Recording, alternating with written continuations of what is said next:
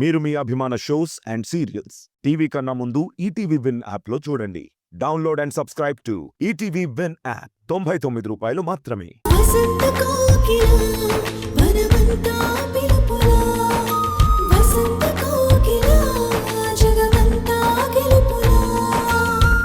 గతాన్ని మర్చిపోయి భవిష్యత్తు గురించి ఆలోచిస్తూ ఎలా బ్రతకాలో నా ఫ్రెండ్స్ ఇద్దరూ చాలా బాగా చెప్పారు. మీ ఇద్దరిని మిస్ అవుతున్నానన్న బాధే తప్ప ప్రస్తుతానికి నేనైతే చాలా సంతోషంగా ఉన్నాను. ఇంకో గుడ్ న్యూస్ తెలుసా? ఆకాష్ నన్ను సెక్యూరిటీ ఆఫీసర్ నుంచి డైరెక్ట్గా బిజినెస్ పార్ట్నర్గా ప్రమోషన్ ఇచ్చాడు. బిజినెస్ పార్ట్నరా? అవును అంకుల్, కానీ ఇది ప్రమోషన్ కాదు, గ్రాటిట్యూడ్. సూర్య చేసిన హెల్ప్తో పోలిస్తే ఇది చాలా తక్కువ అంకుల్. అవును, మీరు రావడానికి ఇంకా ఎన్ని రోజులు పడుతుంది? అంటే ఉత్తర భారత తీర్థయాత్రలు దాదాపుగా పూర్తయిపోయాయి. కాకపోతే నా పాత కొలీగ్ ఒకతను ముంబైలో ఉంటున్నాడని తెలిసింది. వాడు ఫోన్ చేసి రమ్మంటున్నాడు. ఒకసారి అక్కడికి వెళ్ళి మిగిలిన యాత్రలు పూర్తి చేస్తాం. Okay uncle.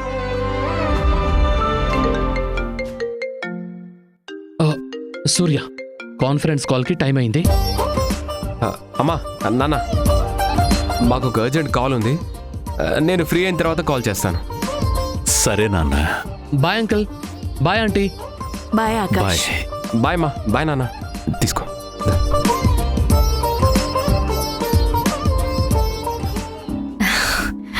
హలో అమ్మా, విన్నారు కదా వాళ్ళ మాటలు? ఇక్కడ పరిస్థితి గురించి నేనేం ప్రత్యేకించి చెప్పాల్సిన అవసరం లేదనుకుంటా.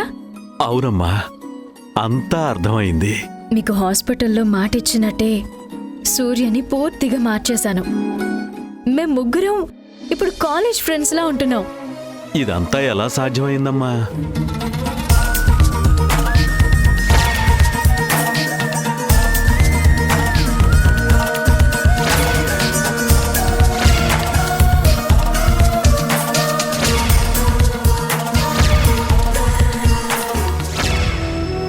ఇంత జరిగిందా? మా కనీసం ఒక్క మాట కూడా చెప్పలేదేంటమ్మా? భగవంతుడి సన్నిధిలో ఉండే మిమ్మల్ని బాధ పెట్టడం ఇష్టం లేక చెప్పలేదు నాన్న. ఇప్పుడు పరిస్థితులన్నీ చక్కబడ్డాయి కాబట్టి ధైర్యంగా సంతోషంగా చెప్తున్నాను. నీ తలరాతను చూసి భయపడే స్థితి నుండి తల ఎత్తుకునే స్థితికి నీ జీవితాన్ని నువ్వే మార్చుకున్నావు తల్లి. నీకు ఆకాష్లా తోడు దొరికినట్టే సూర్యకి కూడా ఒక మంచి అమ్మాయి భార్యగా వస్తే ఇక మాకు ఏ దిగులు ఉండదమ్మా. అంతా మంచి జరగాలని నేను రోజు పూజ చేసుకుంటున్నాను. మీరు కూడా దేవుణ్ణి మొక్కుకుంటున్నారు. ఇంతమంది అడుగుతున్న మనిషిని ఆ దేవుడు మాత్రం అందివ్వకుండా ఉంటాడా? ఇస్తాడు తల్లి, ఖచ్చితంగా ఇస్తాడు. సరేనమ్మా, నాకు ఆఫీస్కి టైం అవుతుంది. తర్వాత మాట్లాడతాను. అలాగేనమ్మా, ఉంటాను. లక్ష్మి, ఎంతమంది దేవుళ్లకు మొక్కుకున్నందుకు ఎంత మంచి జరిగిందో చూసావా? మనిషికి భయం, కంగారు ఎక్కువ కాని ఎప్పుడు ఏది అందివ్వాలో ఆ దేవుడికి బాగా తెలుసు.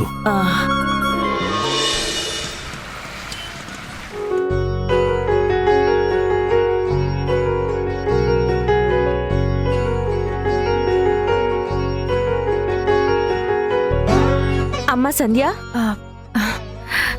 చెప్పండి. రేపటి నుండి ఇంట్లో పనులన్నీ మేమే చూసుకుంటామమ్మా. నీకు ఇంటి పని చేసి ఆ తర్వాత ఆఫీస్కు వెళ్ళడం అంటే కష్టం అవుతుంది కదా? కష్టమేం లేదండి. పెళ్ళయ్యి ఇంటికొచ్చినప్పటి నుండి నాకు అలవాటే. అప్పుడంటే మామయ్య ఒక్కడే ఉండేవాడు కాబట్టి ప్రాబ్లం లేదత్తా. ఇప్పుడు నలుగురికి చెయ్యాలంటే టైం ఎక్కువ పడుతుంది కదా. ఆ పనులన్నీ పూర్తి చేసి ఆఫీస్కి వెళ్ళడం అంటే ఆలస్యం అవుతుంది. అదేం పెద్ద ప్రాబ్లం కాదు కావేరి. ఆఫీస్కి లేటుగా వెళ్ళినా పర్లేదు. ఎందుకంటే నేను పనిచేసేది మీ మావయ్యకి మావయ్య ఆఫీస్లోనే కదా. ఆయన మంచితనం మాకు తెలుసమ్మా. కానీ ఇంట్లో వేళకు తిని ఖాళీగా కూర్చోవాలంటే ఏదోలా ఉందమ్మా. మీరు ఇంట్లో పరాయి వల్ల ఫీల్ అవుతుంటే అలానే అనిపిస్తుంది. ఇది మీ ఇల్లు, నేను మీకు శ్రమ తగ్గిస్తున్నాను అనుకోండి, అప్పుడు ఏ సమస్య ఉండదు. అయినా మీరేం ఖాళీగా కూర్చోవడం లేదని నాకు తెలుసు. నేనొచ్చేసరికి సామాన్లు శుభ్రం చేస్తున్నారు, ఇల్లు తుడుస్తున్నారు. మీరు ఈ పనులు చేస్తున్నందుకే నాకేదోలా ఉంది. ఇంకా వంట పనులు కూడా చేస్తే ఇంకేమైనా ఉందా? మీ తమ్ముడు నా మీద కోప్పడతారు. అత్త, మావయ్యతో మేం మాట్లాడతాం, కోప్పడకుండా మేం ఒప్పిస్తాం. ఏం మాట్లాడొద్దు, ఎవ్వరినీ ఒప్పించొద్దు. నా మీద మీకే మాత్రం ప్రేమ అభిమానం ఉన్నా మీరే పని ముట్టుకోవద్దు. ఏంటి సంధ్య, మా అక్కకి వార్నింగ్ ఇస్తున్నావు? లేకపోతే ఏంటండి, ఇంట్లో పనులన్నీ మేమే చేస్తా అంటున్నారు. అలా అంటున్నారా? అయితే గట్టిగా వార్నింగ్ ఇవ్వాల్సిందే. నువ్వు కూడా ఏంటి తమ్ముడు? అక్క, మేం మీ ఇంటికొస్తే మాతో పనులు చేయిస్తారా? అది చూడండి, మీరు ఇక్కడ ఉన్న రోజులు రిలాక్స్డ్గా హ్యాపీగా ఉండండి. కావాలంటే సంధ్యకి నేను కూడా హెల్ప్ చేస్తాను. సంధ్య, సూర్య ఎక్కడ రూమ్లో లేడు? బయట ఉన్నట్టున్నాడండి. బయట? అక్కడేం చేస్తున్నాడు?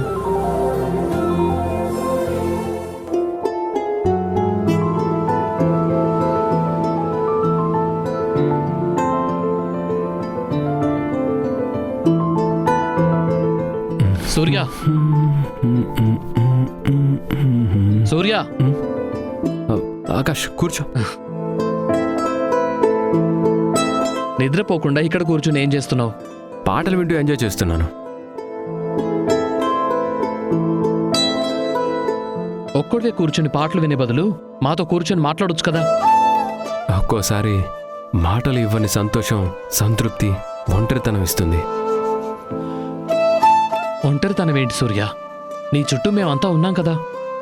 మాకు చెప్పకుండా, మాతో మాట్లాడకుండా ఇలా ఒక్కడివే ఏదో ఆలోచిస్తూ కూర్చోవటం నాకైతే నచ్చదు. కానీ నాకిదే ఇష్టం ఆకాష్. మనసు అలజడిగా ఉన్నప్పుడు పాత పాటలు వింటూ, ఆ అర్థంలో పరమార్థం వెతుకుతూ, ఆలోచనల్లో తేలుతూ ఉంటే ఎంత బాగుంటుందో తెలుసా? అసలు ఆ ఫీల్కి ఏది సాటిరాదు. నేను ఆర్మీ క్యాంప్లో ఉన్నప్పుడు కూడా ఇదే పని చేసేవాడిని. అంటే ఈ ఇల్లు నీకు ఆర్మీ క్యాంప్లో ఉందంటున్నావా? నేనున్న చోటు గురించి కాదు ఆకాష్, నా మనసు గురించి మాట్లాడుతున్నాను. అక్కడున్నప్పుడు ఎప్పుడు యుద్ధం వస్తుందా అని ఎదురు చూస్తూ ఉండేవాడిని. ఇక్కడ ప్రతిరోజు నాతో నేను ఒంటరిగా యుద్ధం చేసుకుంటున్నాను. అయితే ఆ యుద్ధంలో మమ్మల్ని కూడా పార్టిసిపేట్ చేయనివ్వు, అప్పుడు గెలవడం ఈజీ అవుతుందేమో. లేదా ఆకాష్, ఈ యుద్ధంలో గెలుపోటములుండవు, పోరాటం మాత్రమే ఉంటుంది. నువ్వు వెళ్ళి నిద్రపో.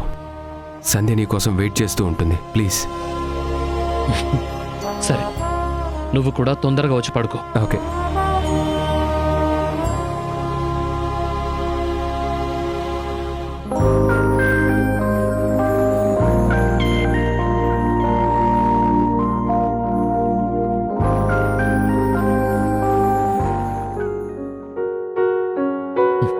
పద.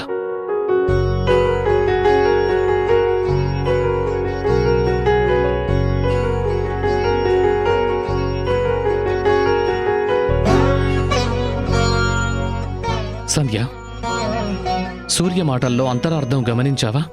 ఒంటరితనం గురించేనా? అవును. పనున్నప్పుడు చాలా కాన్సన్ట్రేటెడ్గా ప్రపంచం పట్టనట్టుంటాడు. అదే ఖాళీగా ఉన్నప్పుడు ఏవేవో ఆలోచనలతో చుట్టూ గోడ కట్టుకొని ప్రపంచానికి దూరం అవుతున్నాడు. ఆ ఆలోచన వల్ల సూర్యకి ఏం సంతృప్తి దొరుకుతుందో గాని మెంటల్గా మాత్రం చాలా డిస్టర్బ్ అవుతున్నారండి. అదే కదా నా బాధ కూడా. సూర్యని మెంటల్గా స్ట్రాంగ్గా చేయాలి, ఒంటరితనానికి దూరం చేయాలి. అలా జరగాలంటే వెంటనే సూర్యకి ఇంకో పెళ్లి చేయాలండి. పెళ్ళా? అవునండి, సూర్య సమస్యకి ఇదే కరెక్ట్ పరిష్కారం. అమ్మతో ఫోన్లో మాట్లాడినప్పుడు కూడా సూర్యకి ఒక తోడు దొరికితే ఇక ఏ లోటు ఉండదని చెప్పింది. నీకు ఆలోచన రావటం ఆంటీ చెప్పడం సరే, కానీ సూర్య అభిప్రాయం ఎలా ఉంటుందో? మళ్ళీ పెళ్లికి ఒప్పుకుంటాడా? ఆయన అభిప్రాయం ఎలా ఉన్నా సరే రెండో పెళ్లికి మనమే ఒప్పించాలండి. కానీ తన మనసులో ఇప్పుడు ప్రేమ పెళ్ళి అంటే అర్థాలు మారిపోయి ఉంటాయి కదా. ఇంకా చెప్పాలంటే ఆ ఫీలింగ్స్ని మళ్ళీ జీవితంలోకి రానివ్వకూడదు అనుకుంటాడు. కాలంతో పాటు జ్ఞాపకాలు మాత్రమే చెరిగిపోవండి, మనిషిలో మార్పు కూడా వస్తుంది. సాక్ష్యం తీసుకొచ్చినందుకు, స్నేహం విలువ నిలబెట్టినందుకు మీరు సూర్యని బిజినెస్లో పార్ట్నర్ని చేసుకున్నారు. కానీ అసలైన కృతజ్ఞత తీర్చుకోవాలంటే సూర్యకి మళ్ళీ పెళ్లి చేయాలండి. మంచి చెడులు మాట్లాడి సూర్య చేత ఓకే అనిపించాలి. నువ్వు చెప్పింది నిజమే సంధ్య. కానీ సూర్య ఇలాంటి సెన్సిటివ్ విషయాల్లో చాలా స్ట్రాంగ్గా మొండిగా బిహేవ్ చేస్తాడేమో. మనం అంతకన్నా మొండిగా పట్టుబట్టాలండి. ఎందుకంటే ఆయన భవిష్యత్తే మనకి ముఖ్యం. సూర్య మన దగ్గరున్నారన్న ధైర్యంతోనే అమ్మా నాన్న తీర్థయాత్రలకి వెళ్లారు. ఫోన్ చేసినప్పుడు కూడా సూర్య గురించి ఎక్కువ మాట్లాడతారు. మన మీద వాళ్ళకంత నమ్మకం ఉందండి. ఏ లోటు లేకుండా చూసుకుంటామని మాటిచ్చినప్పుడు ఆయన జీవితంలో మార్పు కోసం మనమే ఎందుకు ప్రయత్నించకూడదు? సరే సంధ్య, ప్రయత్నం చేద్దాం. కాదు, సూర్యని ఖచ్చితంగా పెళ్లి కొప్పిద్దాం. రేపే సూర్యతో నేను మాట్లాడతాను. సరే అండి, ముందు మీరు మాట్లాడండి. మారకపోతే అప్పుడు నేను కూడా అర్థమయ్యేటట్టు చెప్తాను.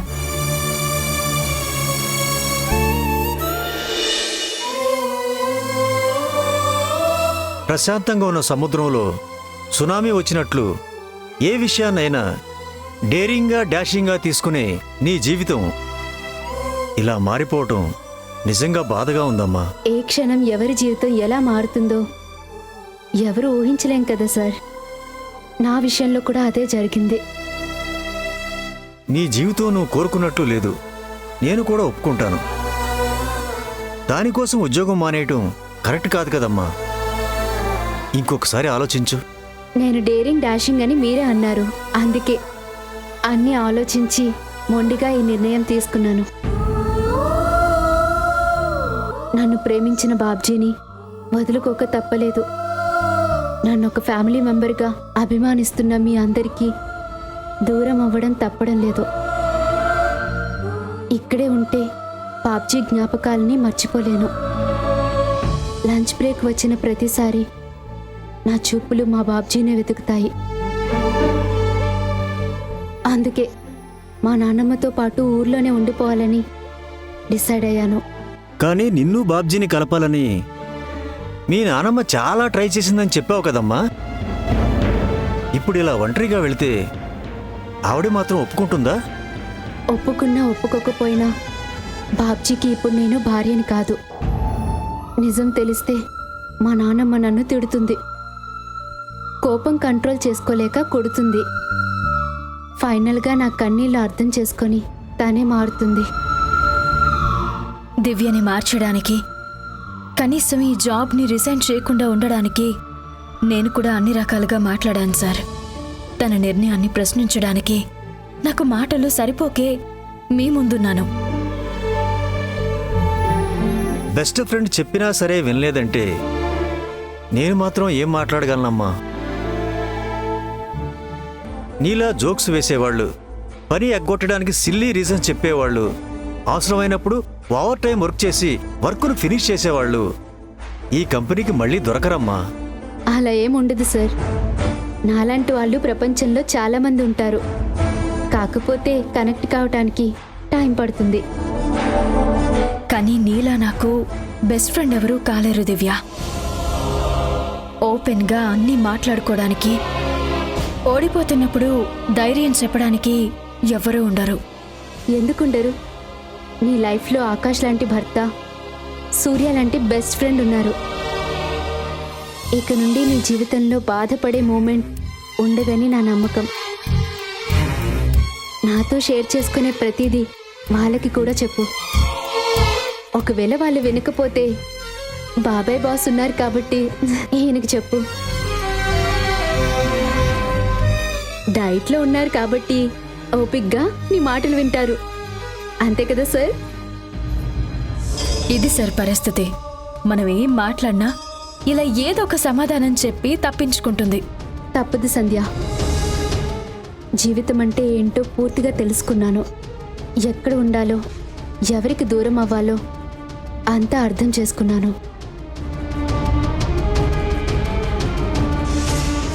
ఓకే సార్, నేను బయలుదేరుతాను. ఉండమ్మా, మన స్టాఫ్ అందరినీ గ్యాదర్ చేసి ఒక ఫేర్వెల్ ఇస్తాను. ఇప్పుడు ఎందుకు సార్ ఇవన్నీ? లేదమ్మా, నా బెస్ట్ ఎంప్లాయ్ కంపెనీ వదిలి వెళ్ళిపోతుంటే అంత సులువుగా సాగనంపలేను. అయితే సగం షేర్లు రాసివ్వండి సార్. మా ఊర్లో కూర్చొని లాభాల్ని లెక్క పెట్టుకుంటాను. ఈ జోకులే మిస్ అవుతోంది దివ్య. అంతేకాని షేర్ మాత్రం రాయనంటారు.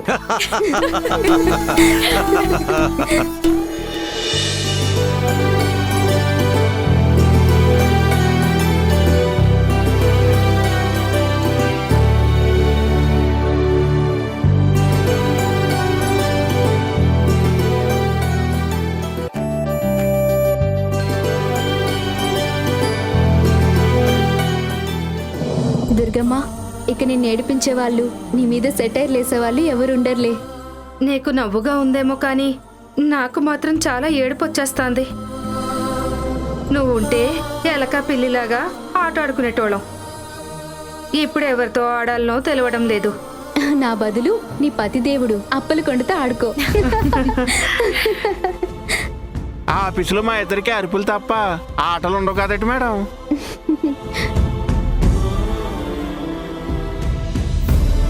దివ్య, మా అందరి తరపున చిన్న గిఫ్ట్. Thank you sir. ఎన్ని రోజులు నన్ను భరించినందుకు మీ అందరికీ చాలా థ్యాంక్స్. తెలియక ఎవరినైనా నా మాటలతో హర్ట్ చేస్తుంటే ఐఎమ్ రియలీ సారీ. బాయ్ సంధ్య.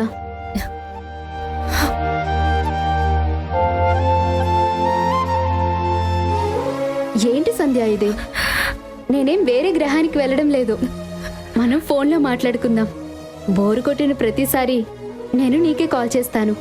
నువ్వు కూడా కాల్ చేయి, సరేనా?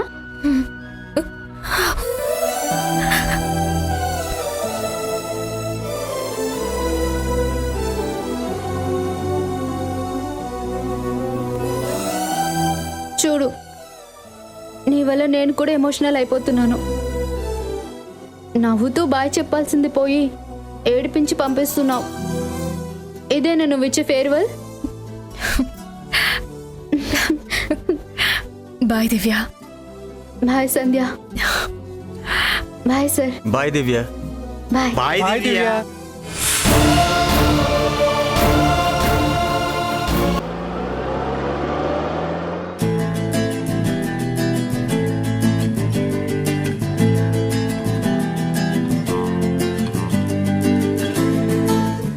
వెంటనే సూర్యకి ఇంకో పెళ్లి చేయాలండి. సూర్య, లెఫ్ట్ కాదు రైట్ తీసుకో. రైటా? మన ఆఫీస్కి లెఫ్ట్లో కదా వెళ్ళాలి. లైఫ్లో కొన్ని రైట్ డెసిషన్స్ గురించి మాట్లాడాలంటే రూట్ని డైవర్ట్ చేయాలి. కాస్త అర్థమయ్యేటట్టు చెప్తారా బాస్? చెప్తాను. అందుకే కదా రైట్కి వెళ్ళమంటున్నాను. ఈరోజేదో అయింది నీకు.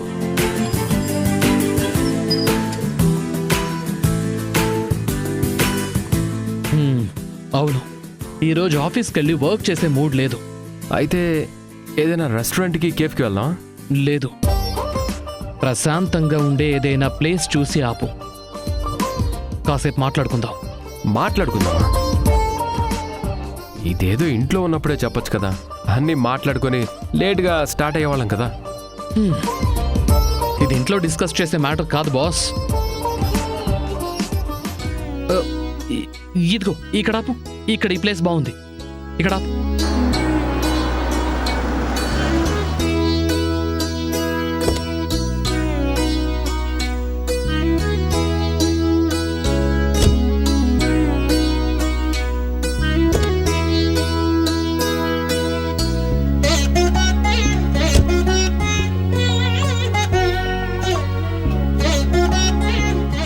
చెప్పండి బాస్, ఏం మాట్లాడాలి?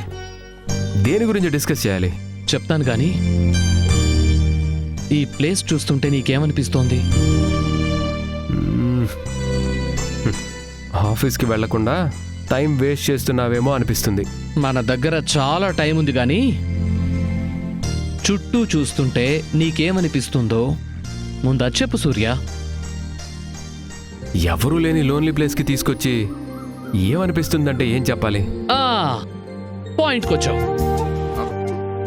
ఇది లోన్లీ ప్లేస్ అంటే ఇక్కడ ఎవ్వరూ లేరు. ఇప్పుడు మనం వచ్చిన తర్వాత లైవ్లీగా సందడిగా తయారైంది. దీన్ని బట్టి నీకేమర్థమైంది? ఈ రోజు నీకేదో పిచ్చి పట్టింది. షిట్! నేనేదో సింబాలిక్గా ఒక రేంజ్లో చెప్తుంటే నువ్వేంటి సూర్య సిల్లీగా లో రేంజ్లో ఆలోచిస్తున్నావు? మా రేంజ్ అంతే బాస్, మిమ్మల్ని అందుకోలేం. అది అర్థమవుతుందిలే. ఇవన్నీ కుదరని పనులు కానీ డైరెక్ట్గా పాయింట్లోకి వస్తాను. రండి సార్, దానికోసం వెయిటింగ్. సంధ్య నేను నీ విషయంలో బాగా ఆలోచించి ఒక నిర్ణయానికి వచ్చాం సూర్య. ఏ విషయం? ఈ లోన్లీ ప్లేస్లా ఎవరూ లేకుండా ఉన్న నీ లైఫ్లో సందడి రావాలని. ఇందుకే నా కోపం వస్తుంది. డైరెక్ట్గా చెప్తానని ఇంకా ఈ డొంక తిరుగుడు మాట్లాడండి. ఏంటి ఇంకా అర్థం కాలేదా? ఓ గాడ్, నువ్వు నేను సంధ్య మన ముగ్గురం ఫ్రెండ్స్, అవునా? అవును. ఇప్పుడు కాదని ఎవరన్నారు? సూర్య, నేను చెప్పేది పూర్తిగా విను. మధ్యలో ఇలా మాట్లాడుతుంటే నీకు విషయం అర్థం అవ్వట్లేదు.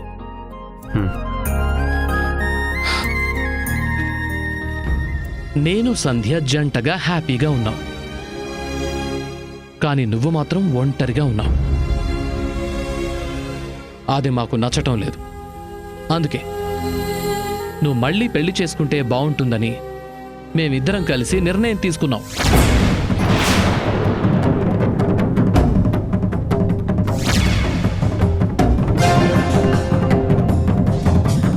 వీడి మొహానికి స్కాములు కూడానా? ఇలాంటి వాళ్ళని రాజకీయాల నుండి వెలేసేయాలి. నారాయణ, రోజులేంట్రా ఇలా మారిపోయాయి? నా మాట వినిపిస్తుందా నీకు? ఆఫీస్కి వెళ్ళిన జ్యోతి ఇంకా ఇంటికి రాలేదని నేను కంగారు పడుతుంటే నీ ప్రపంచ జ్ఞానం అవసరమా నాకు? వస్తుందిలేరా, అదేం చిన్నపిల్ల కాదు కదా. జ్యోతి